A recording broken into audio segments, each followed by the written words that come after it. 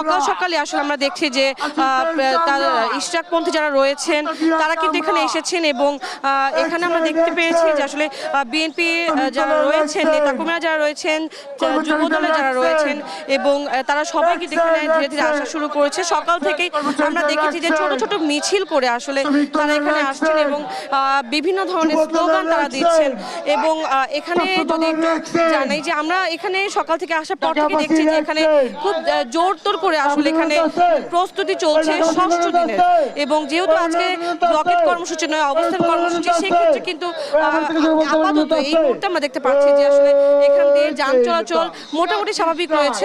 আদালতের রায় ইশরাক হোসেন মেয়র, জনগণের রায়েও ইশরাক হোসেন মেয়র। নির্বাচন কমিশন ইশরাক হোসেনের গেজেট প্রকাশ করেছেন ইশরাক হোসেনের পক্ষে। তারপরেও এই সরকার ইশরাক হোসেনকে শপথ পড়াচ্ছে না। এটা একটা নব্য স্বৈরাচার আমরা মনে করি। যতদিন পর্যন্ত ইশরাক ভাই তার ন্যায্য অধিকার ফিরে না পাবে আমরা ঢাকাবাসী এই আন্দোলন করে যাব। এই আন্দোলন রাজপথে চলমান থাকবে।